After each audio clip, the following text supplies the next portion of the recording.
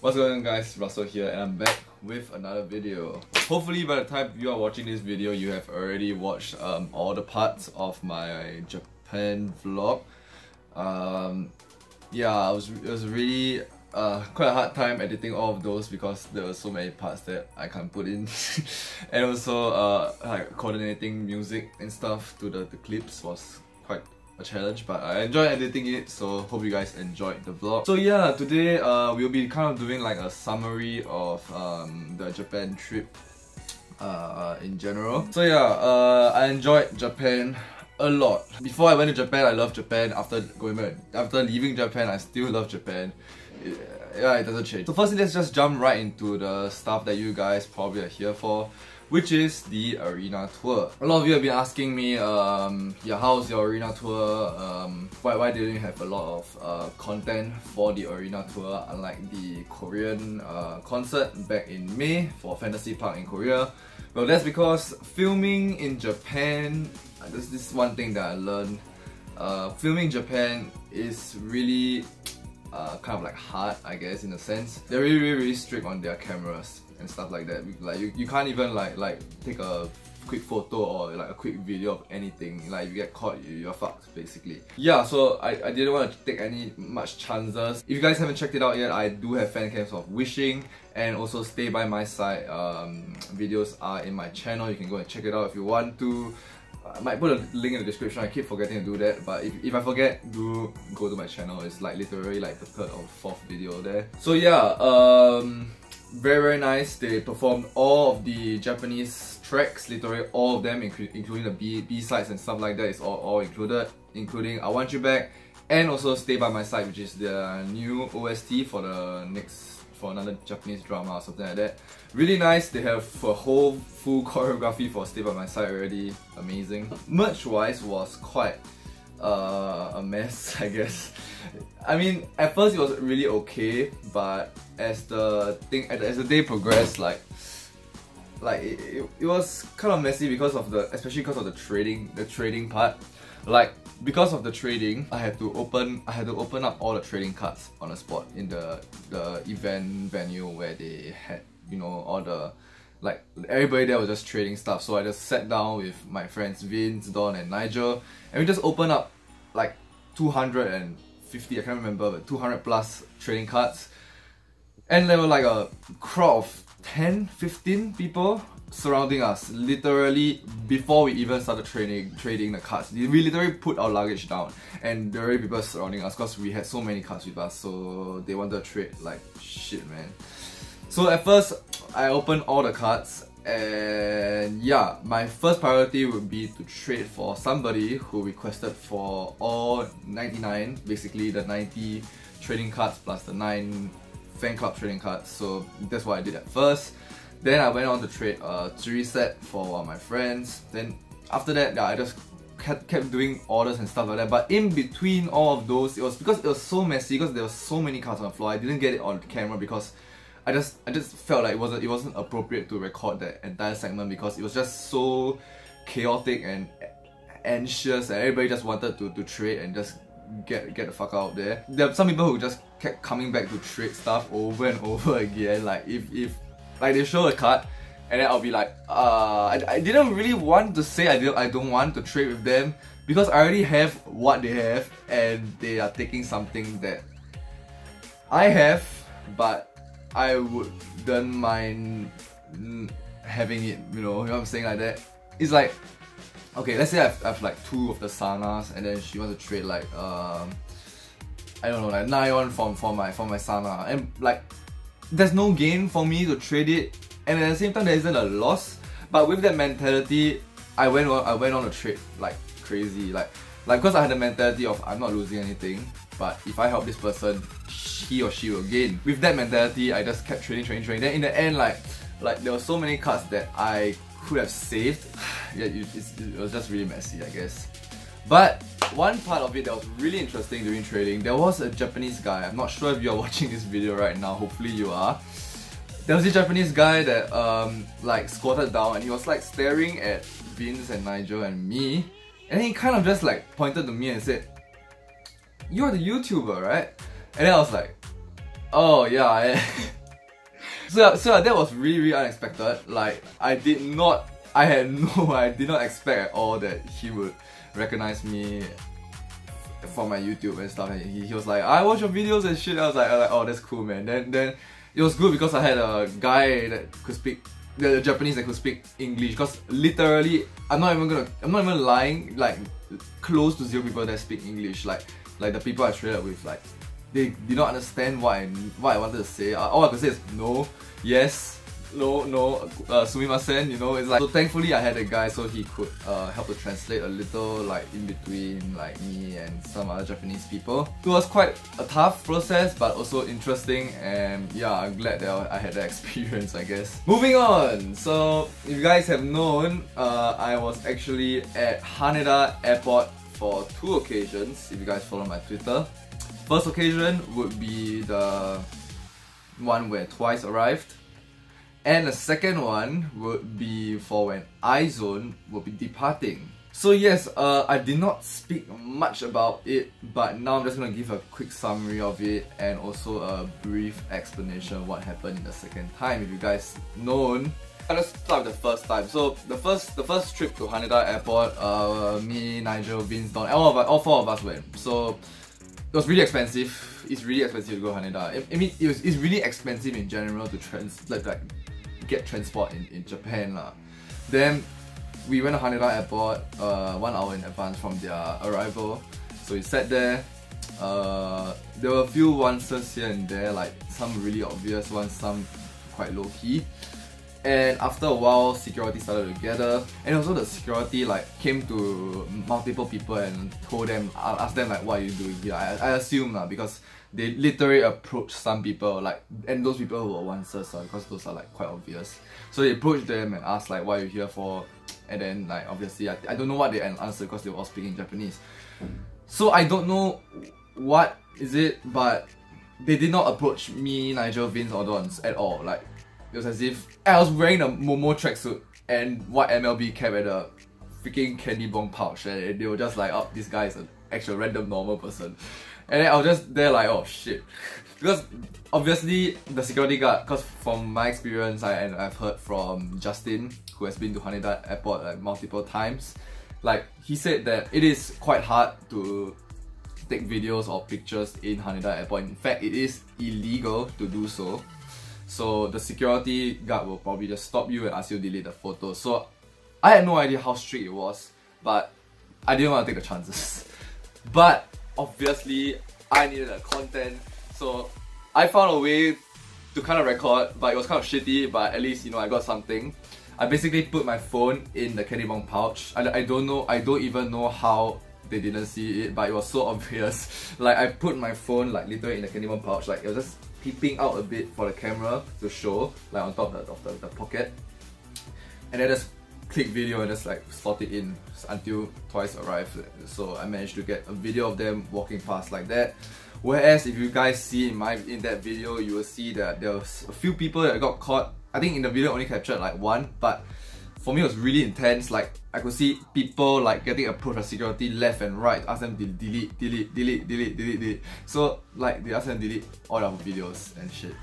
And in fact, like I was walking back to Vince and a guy right in front of me, security approached him and asked him to delete the video, even though he was like low key as fuck and he was gonna leave already. So I didn't want to take any chances, so I just literally turned 180 degrees and just like walked off and pretend I was doing something else. Quickly transferred the videos to somewhere, Google Drive or something like that, and like, you know, retreat. So yeah, end of first story, managed to get the video safely without getting caught. So second trip down to Haneda airport, which was the second last night of the trip. I got news from a friend that iZone would be leaving Japan via Haneda airport at like 2 AM in the morning. So I was like, you know what, this is like probably one of the only chances I'll ever get to see them, you know, like, okay, not maybe ever get to see them, but get to see them before their debut. So I was like, you know what, a night at Haneda airport doesn't seem too bad. So I just like told Nigel like, you wanna go? Because if you go, you're not coming back to the hotel for the entire night. You're just gonna sleep at the hotel, at the airport. Then he was like, okay, sure. So we both of us went. We almost fucked up and we almost didn't make it to the airport because we kind of missed the last train at the airport, and we just caught like the last train of another line by like 5 minutes, so it was really close. We got stranded in like the middle of nowhere. So we reached the airport. It was about like 1 or 2 stops before the airport where the train just abruptly just stopped, and then at the same time Nigel got a government notice or something like that. Like it's just like a exclamation mark on his iPhone and says there is a 4.6 magnitude earthquake at Chiba, which was at the arena tour venue that I attended literally like 3 days or 4 days ago before that. And we were like, fuck. Because Chiba isn't even that far from Tokyo. Literally it's right there, like literally right there. It's not even that close. It's just a 40 or 50 minutes train ride from our hotel only. So we were away from hotel. Vince and Don were at the hotel. They did mention to us that they felt the earthquake, so that was quite scary. So we were at Haneda airport, and we were in the train, so we didn't really feel the quake at all. So yeah, we just saw it and we were like, oh shit. So once we reached Haneda airport, I needed to like go to the toilet really badly. It was really urgent. So like there were these kind of like seats over there where at the first floor where the vans coming in. So obviously if iZone were to use the normal entrance, they need a van to come to the airport and drop them off over there. So we just found a seat there, and I put down my bag and I told Nigel, I'm gonna go toilet, you help me take care of my stuff. Now he was like, okay. So I walked to the toilet, which was literally just a bit at the front, like literally 10 meters away. So you know how the toilet has like the sign here and then like a corridor like that, and I was just walking here and I was like, okay, time to go to the toilet, and I turned in. When I was turning in, at that point of time I was wearing this jacket here, this BDZ jacket here from the arena tour. Because you know iZone, like I would not have worn it, but it was either this or What Is Love hoodie. So yeah, I need to wear a hoodie because it's cold as fuck. So I wore that and I was walking in the toilet, and then there was this girl with black long hair and really pretty. Like I was like, wow, she's pretty, and she was staring at me, like not me, but definitely towards my direction. So obviously I didn't think much about it. I was like, wow, pretty girl. And then I was like, that looks like Tzuyu. And it was Tzuyu. It's really hard to believe this because I don't know why. I really did not know why she was there. I had no idea because Twice had literally an arena tour that night at Aichi, which was literally a 2-hour Shinkansen ride away from Haneda. Yeah, so they would have left at Nagoya at 11 AM the next morning, but Tzuyu and Chaeyoung was at the toilet in Haneda airport. Oh my god. So I did not realize this until she started walking like towards me, because not towards me but like to exit, but to exit she had to walk towards me because I was walking from the exit. And then I looked at, like, there was no doubt, like when my mind just registered like, wait, what the fuck, that is actually Tzuyu. And then I panned over to the left and I saw another girl that was much shorter than Tzuyu. It was Chaeyoung, and she was talking to a manager. It was Chaeyoung and Tzuyu. I was like, what? Because I went there for iZone, so I had no preparation, no mental preparation at all to see Twice at all, any Twice members at all. Like Twice was not in the equation, it was just iZone. I just stood there like, what the fuck just happened? And funny enough, the cleaner auntie was like, because she looked at me, I just kind of like stood there outside the gents, and she just looked at me like, oh, the gents is this way. And I just like ran out and I like shook Nigel. I was like, fucking Chaeyoung and Tzuyu is here. And then he was like, what? like then he turned around and he saw their bags. Like, they walked out, I think, presumably because we saw Pinky Manager walk out the toilet too. They walked out to the van, so I don't know what happened after that, so we never saw them already. But they were really at Haneda airport, and then afterwards we realized that they actually left early back to Korea because they had to take an examination in the morning the next day. So they had to reach Korea earlier than the rest of the members. So yeah, really bizarre experience, but I would say one of the luckiest days of 2018 was that moment. Like there was zero answers there, not even kidding, zero answers there. Like, just looking towards my direction, presumingly she might have seen the BDZ logo. So, and then after that, of course, I saw iZone, which I had a video of it too, using the exact same strat as the one where when TWICE arrived to Haneda.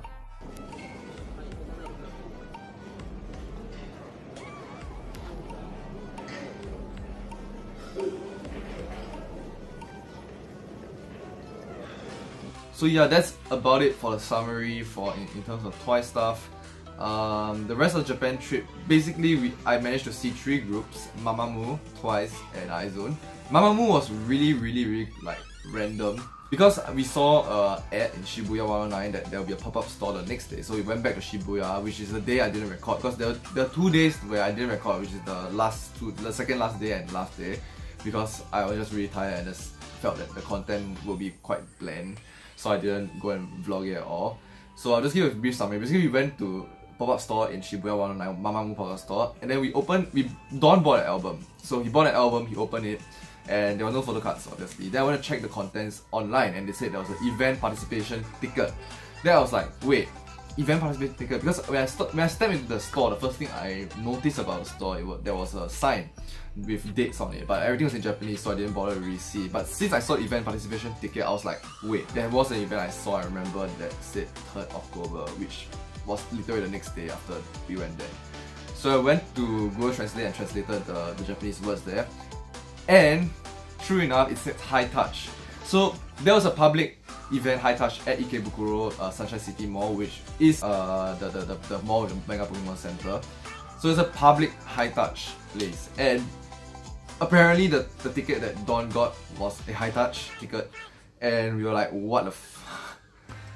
So after that, we were like, shit, we are definitely going to Ikebukuro tomorrow. So me, Vince bought album 2, and both of us also got the exact same High Touch, and we were like, oh my fuck. Nigel didn't buy because like he wasn't interested. So basically we went to Ikebukuro, and we managed to High Touch Mamamoo and also watched 2 of the performances. It was super lit, I tell you guys. Oh my god. Like, it was a absolutely free event. We just spent money to get the High Touch. It was just like 2,000 yen. There was like 25 bucks to get a High Touch with all the members. Like, so yeah, really nice. Really thankful to have this experience here. Right, so that's about it for this video. Hope you guys enjoyed. Sorry for it for being a bit long and stuff like that. Hope you guys enjoyed the vlogs that I've put up for Japan for these last 5 days or so. And hope you guys enjoyed the fan camps. I will not be attending the Once Halloween fan meeting, nor the High Touch, nor the comeback, because I will have school.